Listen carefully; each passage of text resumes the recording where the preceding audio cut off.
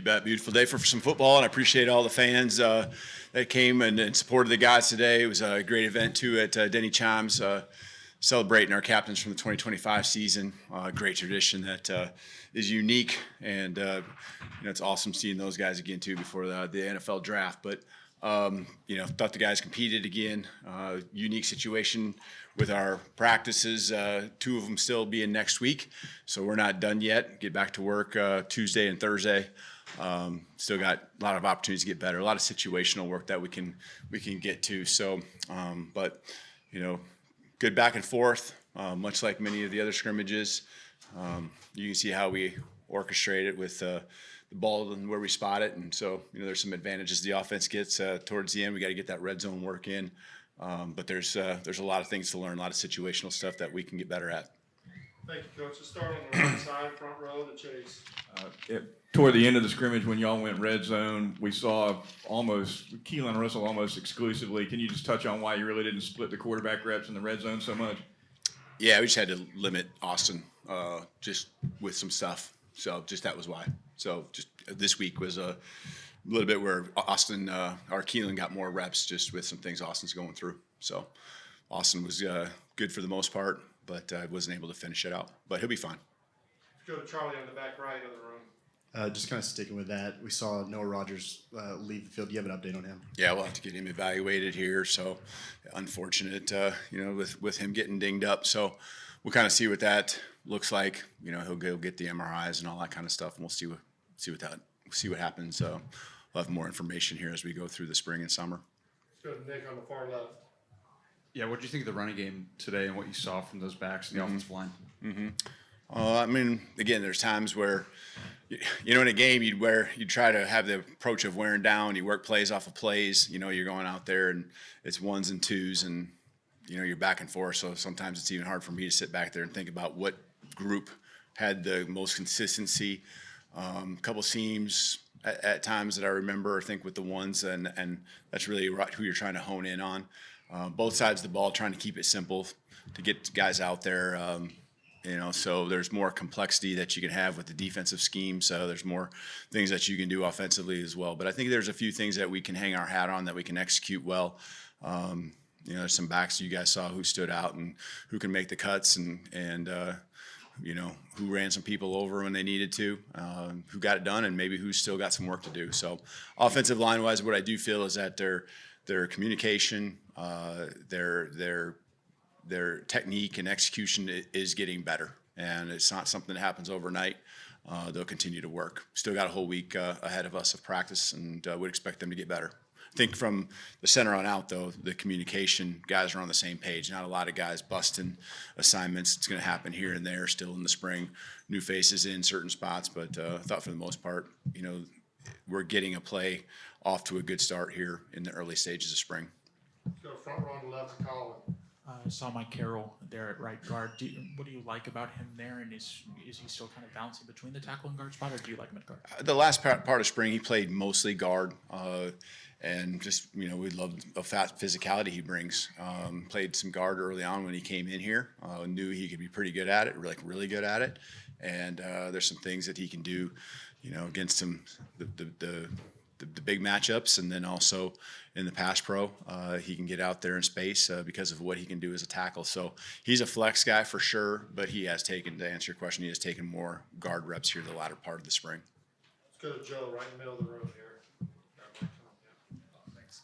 Kalen, back to the quarterbacks. Just to be clear, is Austin hurt? You said he was limited. Yeah, he's dinged up a little bit. He'll be all right, though. He'll be fine. Yep. Let's go to the left side. Jimmy, go ahead. Two-pronged question. Can you tell us the ways you feel like Ryan improved during the spring? And then secondly, is it still too early to tell how EJ might be able to contribute once he's up to full speed? Yeah, with EJ, just not a lot of, reps the first couple practices and really nothing since. So it is, you're going off of what you saw there and you have optimism. There's a lot to learn for him. Even just the contact, the physicality that comes along with the next level up. But, from athleticism, speed, got the strength, you're optimistic. There's a lot of promise. And so it's going to be pedal to the metal for him, learning the schemes, getting comfortable with the guys around him. Obviously, there's pass protection that's highly important for a running back as well.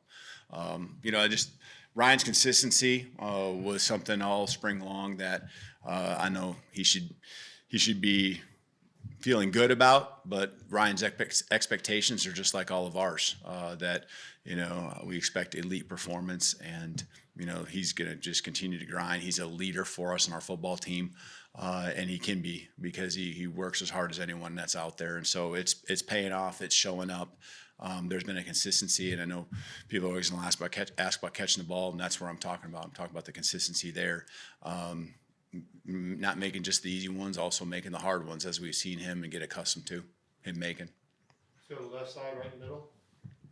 Hey, Coach, what is the biggest thing that defensively that you think needs improvement? I think we just got to continue to execute. When we have pressures and things like that, we've gotten a lot better. That was something we kind of slotted as an area we can improve on from last season. It's just, we know the different variations of things that we can do with our defense. There's a lot that we've put in. Up front, I think it's just continuing to build and grow and see how far those guys can go, because we have a pretty good idea with the secondary of what they're capable of. So you're always going to work on tackling. You're always going to work on pursuit. The effort stuff is got to happen. That's got to be a must. And I guess I don't really feel like we've ever had issues with that. Our guys are accountable to it. So now it's just a matter of execution and blitz patterns, execution of their base stuff. We want Coach Womack to be able to have everything at his fingertips that he needs to go be successful. And I know they're taking those steps daily to do that. We got time for 2 more questions. We'll start in the front left, Katie. Obviously, it's a little different in a scrimmage when you're not going to actually sack the quarterback. But what did you see from the defensive front and generating pressure, and just kind of throughout the spring from that group? Yeah, and it's hard when the quarterback's not contact. There's sometimes, I get caught looking down the field once in a while trying to see things too, and all of a sudden there's a guy in the quarterback's face. So, I thought they did a good job getting pressure in different ways. The key to me is that they're all working together, and I guess that would go back to the previous question, things we can continue to work on. I thought last year, one of the ways that we improved our pressure on the quarterback was by everyone doing their job and working in unison and not giving lanes for the quarterback to step up. I think once in a while, there's still lanes for the quarterback to move up. I saw Kalen right at the end here do exactly that, get out in some space. He'd have a run-pass option. Puts a lot of pressure on your defensive backs or back half of it when that happens. So to me, that's an area where we can continue to improve, with our defensive front. We'll finish up with Kennington, second row on the right.